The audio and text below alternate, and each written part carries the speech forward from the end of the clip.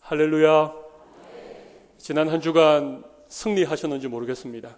항상 기뻐하셨고 범사에 감사하셨고 또 기도의 자리를 떠나지 않으셨던 여러분 줄로 믿습니다. 아멘 소리에 자신이 없으십니다.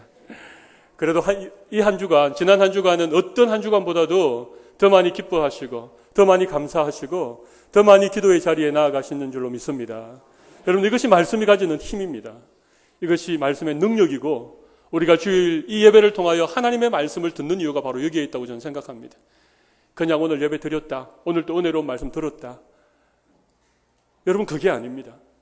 오늘 이 자리에서 주어지는 말씀은 우리를 너무나도 사랑하시는 하나님께서 우리가 죄악된 세상에서 또 한 주간을 치열하게 살아가야 될 것을 아시는 하나님께서 여러분들을 너무 사랑하셔서 오늘 이 시간 이 말씀을 통하여 여러분에게 힘주시고 여러분이 한 주간을 넉넉히 승리할 수 있도록 은혜를 주실 줄로 믿습니다. 여러분, 그래서 이 시간은 여러분의 마음의 문을 활짝 여시기 바랍니다. 부족한 종을 보지 마시고 종을 통하여 전하시는 하나님의 말씀의 귀를 기울이시기를 바랍니다. 이 말씀만 잘 기억해도 여러분 최소한 다음 한 주간 여러분이 영적으로 죽지는 않을 것입니다. 그러나 이것만으로 부족합니다. 이 말씀이 가장 중요한 말씀이 되고 또 주일 오후에 또 새벽에 수요일에 또 개인적으로 기도하고 말씀 읽는 시간을 통하여 계속해서 말씀의 은혜를 받으면 여러분 다음 한 주간 또 기뻐하고 감사하고 기도하실 수 있는 여러분들이 되시리라 믿습니다.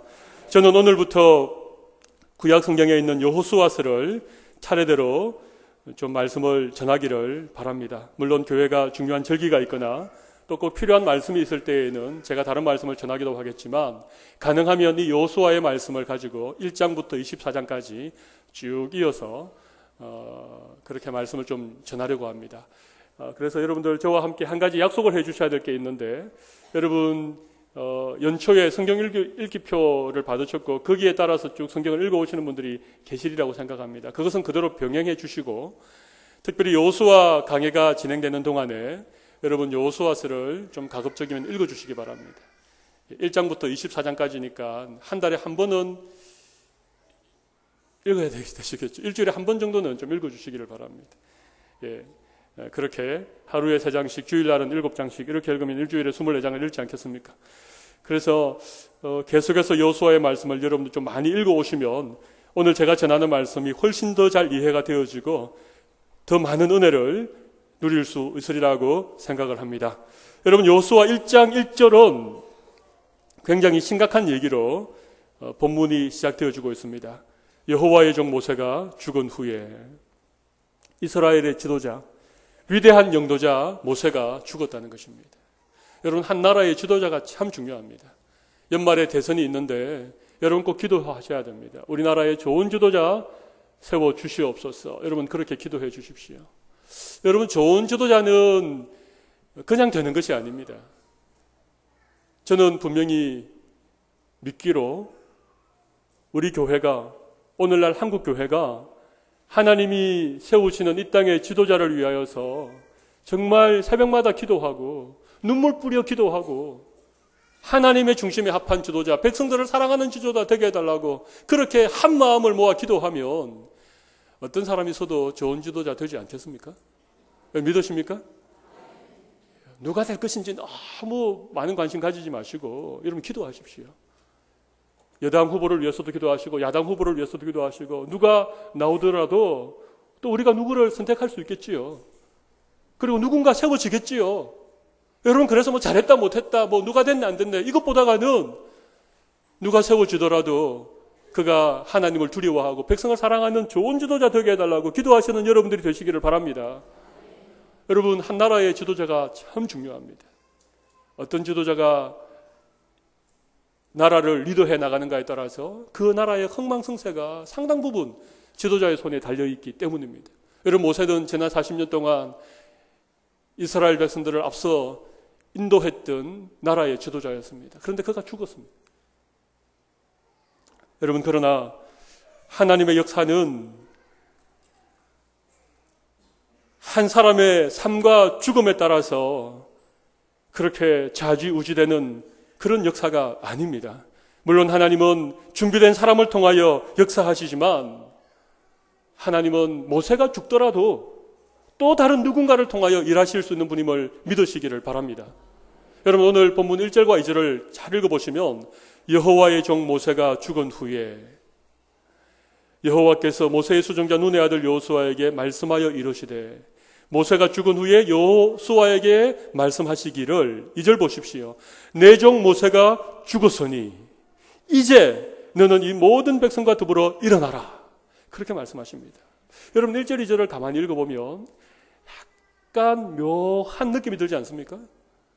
마치 하나님께서 모세가 죽기를 기다린 것 같은 그런 느낌을 받지 않습니까? 제가 다시 한번 읽어볼까요? 여호와의 종 모세가 죽은 후에 여호와께서 여호수아에게 말씀하시되, 내 종 모세가 죽었으니 이제 너는 이 모든 백성과 더불어 일어나라. 어떻습니까, 여러분? 물론 그럴 리는 없겠죠. 모세가 죽기를 기다렸다는 듯이, 모세가 죽기 전에는 어떤 일이 이루어지지 않는다든 그런 것은 아닙니다. 그러나 1절 2절을 읽어보면 충분히 그런 느낌을 우리가 받을 수 있습니다. 여러분, 모세의 죽음에 대하여서 그냥 한 나라의 지도자를 잃었다, 이제 그 다음 지도자가 될 후계자 여호수아가 얼마나 두렵고 얼마나 마음이 힘들었을까. 여러분, 이런 측면에서만 늘 이 본문을 바라보지 마시고 하나님의 위대한 일은 모세가 아니더라도 다른 누군가에 의해서 이루어진다라고 하는 사실을 여러분 믿으실 수 있기를 바랍니다. 여러분, 사실은 그런 느낌이 들었지만 제가 조금 더 몇몇 본문을, 성경 본문을 통해서 여러분에게 증거해 보여드리면 실제로 하나님이 그러셨습니다. 모세가 죽기를 하나님이 기다리셨습니다. 우리 성경 말씀을 한 곳 보겠습니다. 민수기 14장 29절 30절 말씀, 우리 자막이 준비되어져 있을 겁니다. 우리 자막을 보면서 한번 같이 읽어보겠습니다. 시작. 이 광야에 엎드러질 것이라. 너희 중에서 20세 이상으로서 계수된 자 곧 나를 원망하는 자 전부가 여분네의 아들 갈렙과 눈의 아들 여호수아 외에는 내가 맹세하여 너희에게 살게 하리라 한 땅에 결단코 들어가지 못하리라. 아멘. 여러분, 이스라엘 백성들, 출애굽한 이스라엘 백성들 가운데 만 20세 이상 그 누구도 여호수아와 갈렙을 제외하고는 가나안 땅에 들어갈 수 없다는 것입니다. 이유는 아시죠, 여러분? 12명의 정탐꾼이 가나안 땅을 정탐하고 돌아온 이후에 하나님을 원망하고 불평하고 그렇게 했기 때문에 하나님께서 그 40일을 1년씩 계산하여서 40년 동안을 광야에서 유리방황하게 만들었고, 특별히 20세 이상 출애굽 1세대들은 여호수아와 갈렙 외에는 아무도 가나안 땅에 들어가는 것을 허락하지 않았습니다. 거기에 모세도 예외가 아니었습니다. 또 한 곳을 더 보도록 하겠습니다. 민수기 20장 12절 말씀을 한번 보도록 하겠습니다. 같이 읽어보겠습니다. 여호와께서 모세와 아론에게 이르시되, 너희가 나를 믿지 아니하고 이스라엘 자손의 목전에서 내 거룩함을 나타내지 아니한 고로 너희는 이 회중을 내가 그들에게 준 땅으로 인도하여 드리지 못하리라 하시니라. 아멘. 머리바라가 하는 곳에서 모세가 하나님의 의를 드러내지 않고 자기의 어떤 분을 나타낸 것 때문에 하나님께서 모세에게 너는 백성들을 이끌고 가나안 땅에 들어갈 수 없다. 여러분, 그러니까 보십시오. 40년이라고 하는 세월이 지났지요. 또 20세 이상 출애굽 1세대들은 다 죽었습니다. 한 사람이 남았습니다. 모세가 남았던 것이죠. 모세는 나이가 120살이 되었는데도 기력에 쇠하지 않고 눈이 흐려지지 않았습니다. 그런데도 그 모세가 죽었습니다. 그 모세가 죽자 하나님께서 새 시대의 새로운 일들을 이루어 가시는 것입니다. 아무도 아멘을 안 하시나요? 여러분, 모세가 죽는 것이 정말 이스라엘에게 있어서는 큰 아픔이고 민족의 지도자를 잃어버린 것과도 같은 그런 슬픈 일이었지만, 하나님의 나라의 관점에서, 하나님의 그 놀라운 구원의 역사가 이루어지는 관점에서 보면 여러분, 이것은 새로운 시대의 출발이 된다는 사실을 여러분 꼭 기억하시기를 바랍니다. 여러분, 하나님은 모세를 통하여서도 일하지만 모세의 수종자, 모세의 시종, 눈의 아들 여호수아를 통하여서도 하나님은 놀라운 일들을 펼쳐 가실 줄로 믿습니다. 여러분, 모세는 출애굽 1세대였습니다. 물론 그는 위대한 이스라엘의 지도자였지만 그는 불순종과 원망과 불신앙을 대표하던 불신앙을 나타내던 출애굽 1세대를 대표하던 지도자였습니다. 그는 새로운 시대에 적합한 인물이 아니었습니다. 그는 적과 꿀이 흐르는 가나안 땅으로 이스라엘 백성들을 이끌고 들어갈 지도자가 아니었습니다. 그래서 그가 죽은 후에 하나님이 새 일을 시작하시는 것입니다. 여러분, 하나님께서 우리의 개인의 구원의 역사를 이루어 가실 때에도 이런 계기가 있습니다. 우리에게 모세가 죽지 아니하면 하나님이 우리를 통하여 새로운 일을 시작하지 아니하신다는 것입니다. 여러분, 모세를 이스라엘의 지도자라고만 바라보지 마시고 이렇게 한번 생각해 보십시오. 모세는 그 출애굽 1세대들, 불순종의 세대들을 대표하는 지도자였다. 그래서 모세를 우리가 어떻게 생각해 보는가 하면 내 안에 남아있는 하나님을 믿지 않고 하나님을 향하여 원망하고 과거라고 하는 그 어떤 지난 시간에 얽매여서 나를 붙들고 있는 그 무엇, 그것이 내 안에 모세라고 한번 생각해 보십시오. 그렇게 여러분 생각해 보실 수 있겠습니까? 평소에 들어보지 못한 말씀을 여러분에게 전하기 때문에 좀 의안이 벙벙하겠지만 여러분 그렇게 한번 생각해 보십시오. 내 안에 모세가 죽지 않았기 때문에 나는 여전히 광야에 머물러 있는, 요단강 넘어 저 적과 꿀이 흐르는 하나님의 약속의 땅 가나안으로 들어가지 못하는 그런 내 자신의 모습이 과연 무엇이 있는가? 그렇게 생각해 볼 수 있지 않겠습니까? 내 과거의 불순종에, 내 과거의 원망에, 여전히 지난날의 상처와 지난날의 그 어떤 것에 내가 얽매여 있는 그런 것들이 있다면 오늘 이 말씀을 들으실 때에 하나님께서 모세가 죽고 난 다음에 여호수아를 통하여 새로운 역사를 펼쳐가는 것처럼 여러분의 삶에 모세가 정리되어지고 모세가 죽어지고 그리고 나서 새로운 여러분의 삶의 지평이 열려지는 은혜를 하나님 주시기를 바랍니다. 가나안에 들어가기 위해서는 여러분 모세가 죽어야 되는 것입니다. 지도자가 바뀌어야 되는 것입니다. 새로운 지도자가 일어나야 그 지도자를 통하여서 하나님께서 새로운 역사를 펼쳐가십니다. 이스라엘 백성들이 그 지루하고 그 힘들었던 40년 광야를 마무리하고 새로운 땅 가나안, 하나님의 그 신실한 약속의 땅 가나안으로 들어가기 위하여 또 한 가지 기억해야 될 것이 있습니다. 첫 번째는 모세가 죽어야 됩니다. 두 번째는 여러분이 오늘 읽었었던 본문 가운데 3절과 4절 말씀을 같이 한번 읽어보겠습니다. 3절과 4절 같이 읽습니다. 내가 모세에게 말한 바와 같이 너희 발바닥으로 밟는 곳은 모두 내가 너희에게 주었노니 곧 광야와 이 레바논에서부터 큰 강 유브라데 강까지 해쪽 속의 온 땅과 또 해지는 쪽 대해까지 너희의 영토가 되리라.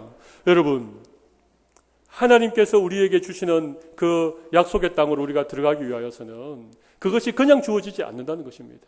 하나님이 아브라함 때부터 이삭과 야곱과 신실한 하나님의 백성들에게 약속하셨던 그 하나님의 약속, 젖과 꿀이 흐르는 약속의 땅 가나안. 여러분, 그 땅이 여러분 하나님께서 약속하셨기 때문에 그냥 저절로, 그냥 공짜로 아무런 수고와 노력 없이 주어지는 것이 아니라 오늘 3절에 있는 말씀처럼 너희 발바닥으로 밟는 곳은 내가 너희에게 주겠다라고 하는 것입니다. 여러분, 아무리 하나님의 약속의 땅이라도 우리가 발로 밟아야 그 땅이 우리의 것이 된다는 사실을 오늘 꼭 기억하십시오. 여러분, 이것이 영적인 원리입니다. 하나님의 약속이 태양처럼 빛나는 하나님의 약속이 어떻게 우리의 삶 속에 이루어지는가? 저절로 되지 않습니다. 나는 아무것도 하지 않는데 그냥 하나님의 약속이 저절로 내 인생에 이루어지는 법은 없습니다. 우리가 발로 밟아야 되는 것입니다. 하나님의 약속을 믿고 그 땅을 향해 나아가서 그 약속의 땅을 우리의 발로 밟을 때에 그 땅이 우리에게 주어질 줄로 믿습니다. 여러분, 창세기에 보면, 창세기 13장에 보면 아브라함과 그의 조카 롯 사이에 좀 어려움이 생겼습니다. 양떼가 많아지고 또 그늘이는 식솔들이 많아져가지고 그 좁은 땅에서 이 두 사람이 같이 있을 수가 없었습니다. 그래서 이제 롯과 아브라함이 헤어지게 되는 그런 성경의 기록이 나옵니다. 그래서 아브라함이 조카에게 너가 먼저 선택을 해라. 너가 동으로 가면 나는 서로 가고 너가 우편으로 가면 내가 좌편으로 가겠다. 그러니까 이 롯이, 약삭빠른 롯이 소돔 땅을 바라봤습니다. 소돔 땅은 물된 동산 같고 애국 같은 참 좋은 곳이었습니다. 그러니까 롯이 먼저 좋은 땅을 자기가 선택해서 거기로 떠났습니다. 아브라함은 여전히 광야에 서 있습니다. 그때 하나님께서 아브라함에게 이렇게 말씀하시죠. 너의 서 있는 곳에서 눈을 들어 동서남북을 바라보라. 동서남북을 바라보라. 내가 바라보는 그것을 내가 너에게 주겠다. 그렇게 말씀하셨습니다. 그것이 창세기 13장 14절의 말씀인데 17절에는 바라보라고 하신 그 주님께서 이렇게 말씀하십니다. 다녀보라. 내가 바라본 그 땅을 네가 다녀보라. 이 말이 무슨 말입니까? 너의 발로 직접 그곳을 밟아보라. 그 말 아닙니까? 너의 눈으로 본 그곳을, 그래서 너의 눈으로 본 그곳을 내가 너에게 주겠다고 약속하신 그 약속의 땅을 내가 다녀보라. 너의 발로 밟아보라. 그곳을 직접 가서 황무한 곳을 개척하고 말뚝을 심고 우리를 치고 그 땅을 너의 소유로 만들어라. 그 얘기 아니겠습니까? 여러분, 하나님의 약속은 저절로 주어지지 않습니다. 정말 자식을 사랑하는 부모는 자식에게 부모의 많은 유산을 아무런 노력 없이 그냥 물려주지 않습니다. 간혹 그런 보도를 듣지 않습니까? 뭐 상속세를 탈루를 했다느니, 불법으로 정려를 했다느니. 여러분, 정말 어리석은 부모들입니다. 정말 자식 사랑을 할 줄 아는 부모들이라면 자식에게 수고가 무엇인지, 땀 흘리는 그것이 무엇인지, 그 땀 속에 배어있는 그 진실이 무엇인지 그런 것들을 가르치는 것입니다. 그래야만이 자녀들이 부모의 수고를 이해하게 되고 그 땀 흘려 이루어놓은 그것이 얼마나 소중한 것인지 가치를 깨닫게 되어지는 것 아니겠습니까? 그것 없이 부모가 부자라고 자식에게 큰 재산 물려주면 자녀들이 그것을 허랑방탕 다 허비하지 않겠습니까? 여러분, 혹시 석유의 재앙이라는 얘기를 들어보셨습니까? 저기 태안 바닷가에 기름이 유출되어져 가지고 그렇게 하는 것이 석유의 재앙이 아니고, 물론 그것도 석유의 재앙이라고 말씀드립니다만은, 여러분, 석유의 재앙이 다른 게 아닙니다. 여러분, 중동 국가 아십니까? 여러분, 중동 국가는 땅에 파이프만 꼽으면 시커먼 온유가 펑펑 솟아나는 곳입니다. 여러분, 그런데 워낙 석유가 많이 나니까 그 나라 국민들이 일을 하려고 하지 않는답니다. 아무것도 하지 않아도 석유만 팔아도 잘 먹고 잘 살 수 있는데, 여러분, 그래가지고 여러분 중동이 오일 달러로 휘황찬란하게 그렇게 살지만, 여러분, 그 나라가 얼마나 미개한 나라들입니다. 혹시 여기에 중동 출신 계시면 용서하시기를 바랍니다. 여러분, 그들에게 기름은 그들에게 선물이 아닙니다. 그들에게 저주고, 그것이 그들에게 재앙이 될 수 있다는 것입니다. 여러분, 레바논이라고 하는 나라가 있습니다. 이 나라는 석유가 고갈되어진 것을 미리 알았습니다. 석유를 팔아서 살았던 나라인데 석유가 떨어진 것을 발견을 했으니까, 그래서 그때부터 그 나라가 새로운 정책을 펼치게 한 것입니다. 지금까지는 석유를 팔아서 살았지만 자원을 개발하고 사람들을 교육을 시키고 나라의 근간이 될 수 있는 어떤 기업들을, 그런 노력들을 기울이니까, 여러분, 지금 중동에 가보면 중동의 다른 나라들과 레바논은 전혀 다릅니다. 분위기가 다릅니다. 여러분, 하나님이 이스라엘 백성들에게 가나안 땅을 주셨는데, 물론 그 땅은 젖과 꿀이 흐르는 땅입니다. 포도 한 송이를 두 사람이 어깨에 걸머쥐고 다닐 만큼 그런 기름진 땅이지만 모든 땅이 그런 것은 아닙니다. 그곳은 척박한 땅입니다. 사막도 있습니다. 물이 잘 나지 않는 그런 지역이 얼마나 많습니까? 팔레스타인 지역이 그런 지역 아닙니까? 그런데 여러분, 그들이 그 땅을 발로 밟으면서 새롭게 경작을 하고 관계수로 시설을 하고 물을 끌어오고, 저는 성지순례를 다녀오지 못했지만 성지순례를 다녀온 분들 얘기를 들어보면 그 중동 지방을 다니다가 이스라엘에만 딱 들었으면 벌써 눈에 보이는 풍경이 다르답니다. 그들이 발로 밟아 그 땅을 경작하고 정말 약속의 땅으로, 젖과 꿀이 흐르는 땅으로 그렇게 만든 것입니다. 사랑하는 성도 여러분, 하나님의 약속은 변함없습니다. 신실하신 하나님이 우리에게 약속하신 것은 반드시 우리에게 주십니다. 그런데 하나님은 그냥 주지 않습니다. 그냥 주면 우매무지한 우리들이 그 귀한 것을 귀한 것으로 깨닫지 못하고 그 은혜를 은혜로 알지 못하기 때문에 하나님께서 우리로 하여금 우리의 발로 밟게 하시는 것입니다. 우리가 땀 흘리게 하시는 것입니다. 우리가 할 수 있는 한 우리의 노력을 통하여서 하나님께서 은혜를 주시는 줄로 믿습니다.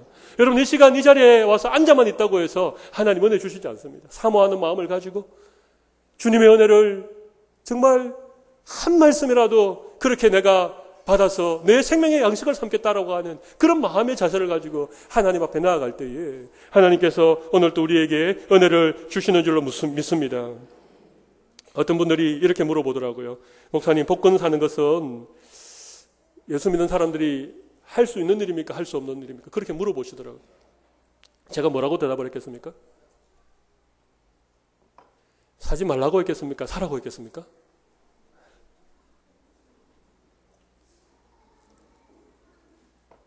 목이 말라서 물을 마신 게 아니고 여러분들에게 생각할 기회를 드리기 위해서 물을 마셨어요.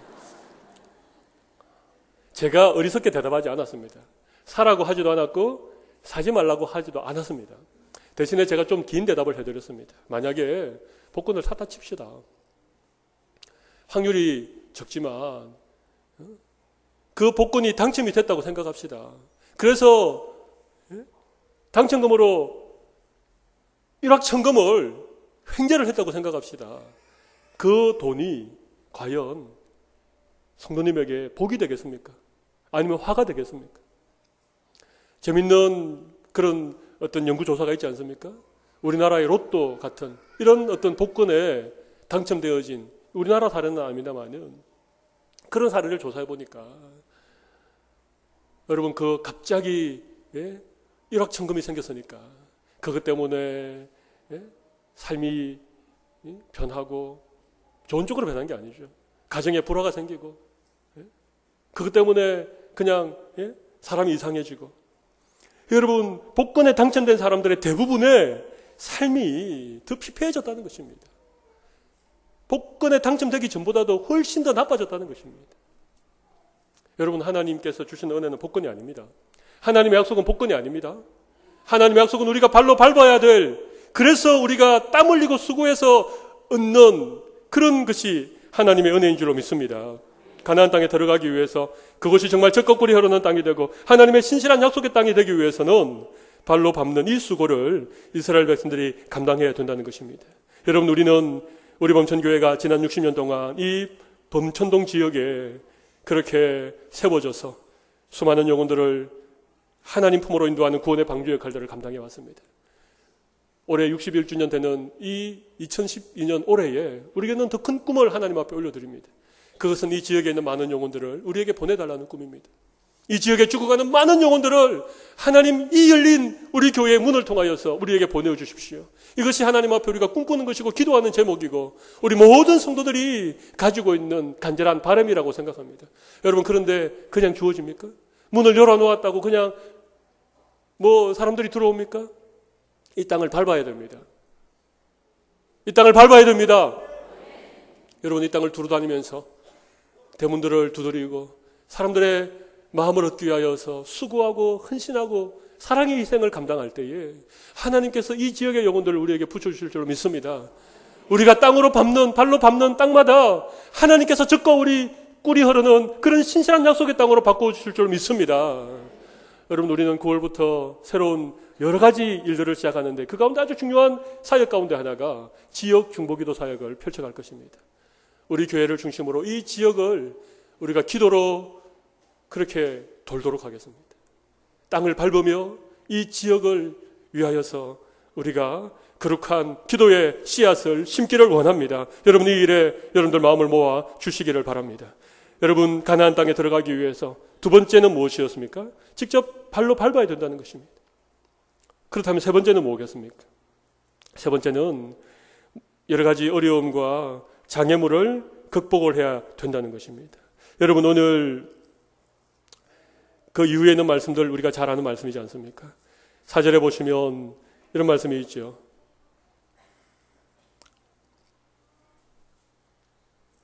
4절 말씀 보시면 가나안 땅의 경계에 대해서 얘기합니다. 동서남북의 경계에 대해서 얘기를 하고 있습니다. 그리고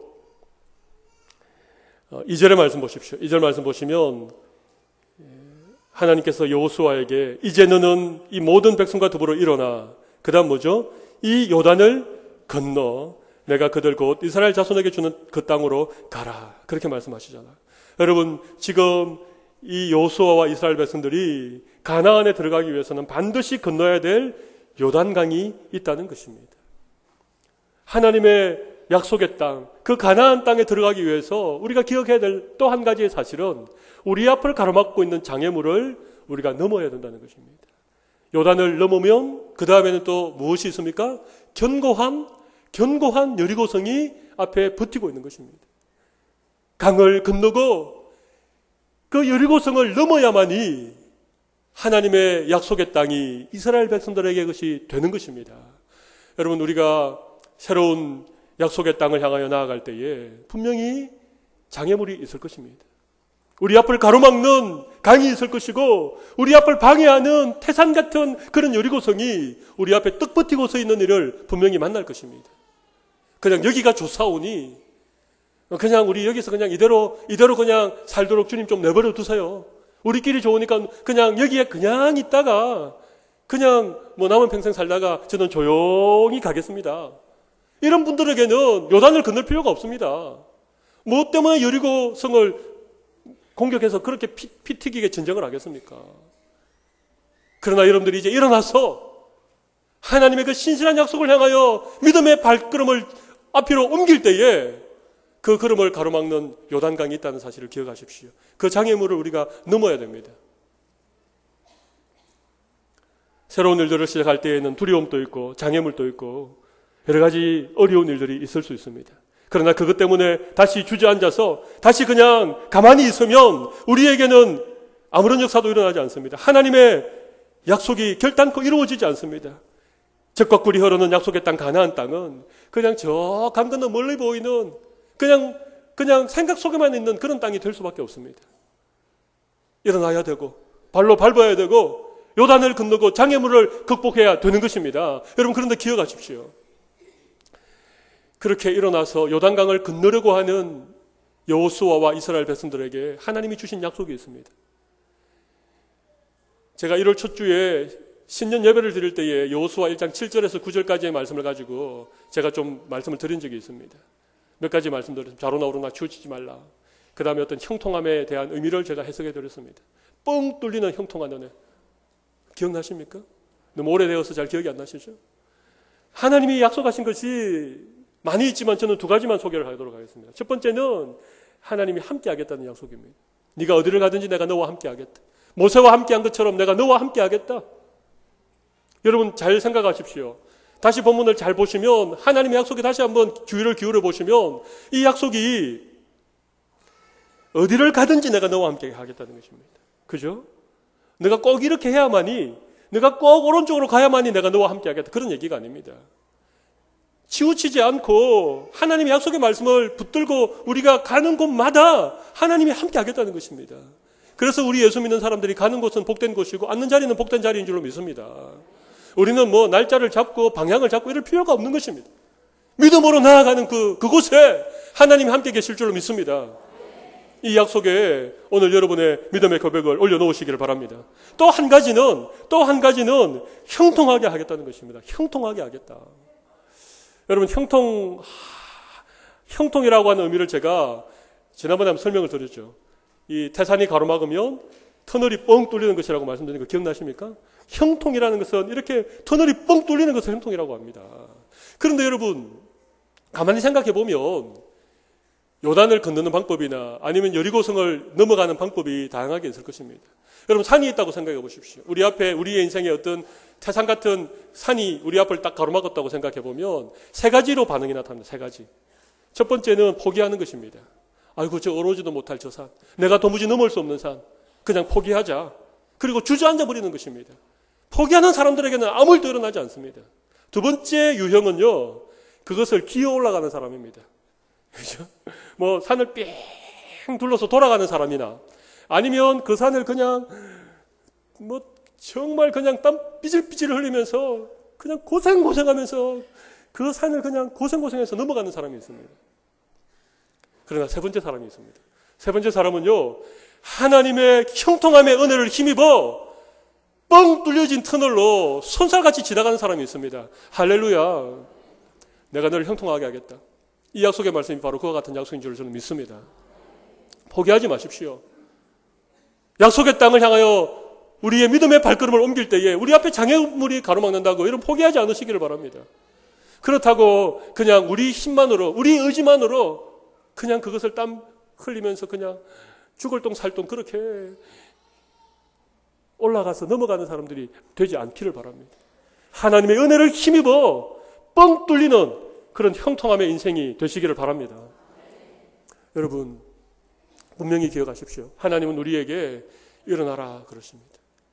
이제 모세가 죽었으니까 이제 백성들과 함께 일어나서 요단을 건너서 내가 너희에게 주기로 약속한 그 가나안 땅을 취하라고 그렇게 말씀하십니다. 여러분 일어나시기를 바랍니다. 여러분의 속에 여전히 죽지 않고 남아있는 과거에 얽매여 있는 여러 가지 불순종과 고집과 상처와 여러분의 발목을 붙들고 있는 그런 것들을 오늘 이 시간을 통하여 정리하실 수 있는 은혜를 여러분들이 다 누리시기를 바랍니다. 여러분 또 한 가지는 여러분의 발로 밟는 여러분의 수고, 여러분의 눈물, 여러분의 기도, 여러분의 수고하고 애씀이 있으시기를 바랍니다. 그리고 우리 앞에 장애물이 가로막을 때에 포기하지 마시고 그거 내 힘으로 그냥 그렇게 해보려고 하지 마시고 하나님이 형통함의 은혜를 주셔서 마치 멍 뚫린 터널로 고속 버스가 신나게 달리는 것처럼 그렇게 하나님의 형통함의 은혜를 힘입어 약속의 땅으로 힘있게 달려갈 수 있는 우리 모두가 되시기를 바랍니다. 오늘 이 놀라운 은혜가 우리 모든 성도들의 심령에 차고 넘치기를 바랍니다. 우리 시간 한번 기도하도록 하겠습니다. 오늘 주신 말씀을 생각하면서 여러분 다 가슴에 손을 올리십시오.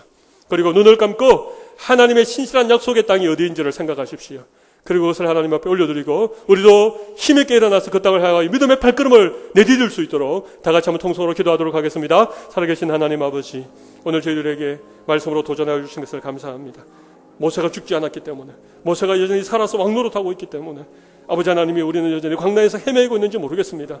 아버지 하나님이여, 하나님께 세운 지도자는 모세뿐만 아니었습니다. 여호수아도 하나님의 지도자였습니다. 그가 나이가 어리도 경력도 일천하고 부족한 것이 많았지만은 하나님은 여호수아를 통하여 이스라엘 백성들에게 가나안 땅의 그 신실한 약속을 이루어가기를 원하셨음을 저희들 믿습니다. 하나님 아버지, 우리가 일어나게 하여 주십시오. 우리의 발로 밟게 하여 주옵소서. 우리의 믿음의 눈을 열어 바라보게 하여 주시며 그것을 다녀보게 하여 주시며 그것을 우리의 믿음의 발로 밟게 하여 주시기를 간절히 원합니다. 우리 앞에 장애물이 분명히 있을 수 있습니다. 요단강이 가로막을 수 있습니다. 여리고성이 견고하게 우리 앞에 떡 버티고 설 수도 있습니다. 아버지 하나님이여, 포기하지 않게 하여 주시고 믿음으로 그것을 형통함의 은혜를 힘입어 달려갈 수 있는 모든 주의 백성들 될 수 있도록 주께서 크신 은혜를 더하여 주시옵소서.